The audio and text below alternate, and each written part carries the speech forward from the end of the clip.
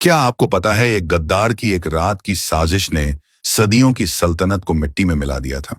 एक ऐसा धोखा जिसकी गूंज आज भी हिंदुस्तान की तारीख में गूंजती है।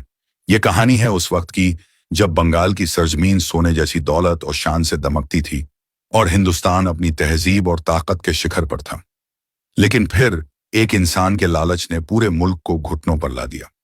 ये वही वक्त था जब कुछ फिरंगी ताजिर यानी अंग्रेज समुंदर पार से आए थे सिर्फ व्यापार करने, लेकिन उनकी नजर दौलत पर नहीं थी, तख्त पर थी। और उन्हें एक ऐसा आदमी चाहिए था जो अंधेरे में रहकर अपनों की पीठ में छुरा घोंप सके। मिला भी एक नाम था, मीर जाफर। उस एक गद्दार की वजह से हिंदुस्तान का नक्शा बदल गया। एक ऐसी लड़ाई लड़ी गई जिसमें बंदूकें तो चलीं, लेकिन सबसे बड़ा वार भरोसे पर हुआ। ये कहानी है प्लासी की लड़ाई की, जहां तलवारों से कम और साजिशों से ज्यादा कत्ल हुआ। और इसी दिन से हिंदुस्तान की आजादी गुलामी में बदलने लगी थी। तो चलिए जानते हैं उस ऐतिहासिक दिन की पूरी कहानी जब अपनी जमीन पर अपने ही खून ने अपनी ही जड़ें काट दी थी। 18वीं सदी का दौर था जब हिंदुस्तान की शान शौकत अपने ओरुज पर थी। बंगाल मुगल हुकूमत की एक अहम रियासतों में से एक था, लेकिन मुगलों के कमजोर होते ही तमाम हिंदुस्तानी रियासतें खुद मुख्तार होने लगीं। बंगाल भी उन्हीं में से एक था। नवाब सिराजुद्दौला के नाना नवाब अलीवर्दी खान ने बंगाल को एक आजाद रियासत बना दिया था। उनके दौर में बंगाल हिंदुस्तान की सबसे अमीर रियासत हुआ करता था।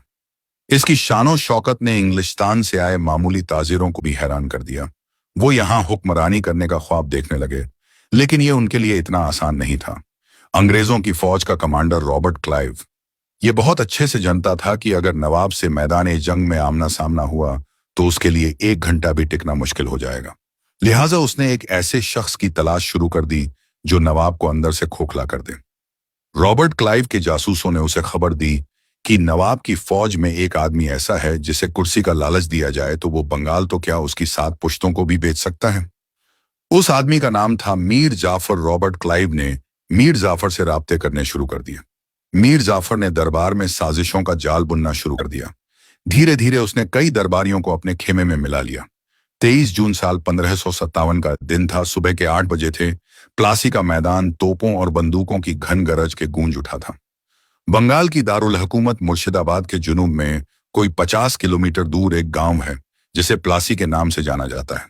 ये वही गांव है जहां हिंदुस्तानी तारीख की एक अहम तरीन लद्दधाई लद्दी गई थी। इस लद्दधाई की स्क्रिप्ट अंग्रेजों ने मीर जाफर के साथ मिलकर पहले ही तैयार कर ली थी। जब लद्दधाई शुरू हुई तो मीर जाफर ने अपने 20,000 सिपाहियों को जंग में हिस्सा लेने से रोक दिया और नवाब से टाल मटोल करने लगे। इस टाल मटोल को नवाब सिराजुद्दौला समझ न सके और मीर जाफर का एक और मशवरा भी मान लिया। वो मशवरा था फौज को पीछे हटाने का। फौज के पीछे हटते ही नवाब के हाथ से सब कुछ निकल गया। जब तक वो मीर जाफर की चाल को समझ पाते बहुत देर हो चुकी थी। तख्त मीर जाफर की झोली में जा गिरा था, जो नवाब सिराजुद्दौला के बाद अंग्रेजों का एक कठपुतली नवाब बन के हुकूमत करने में कामयाब रहे।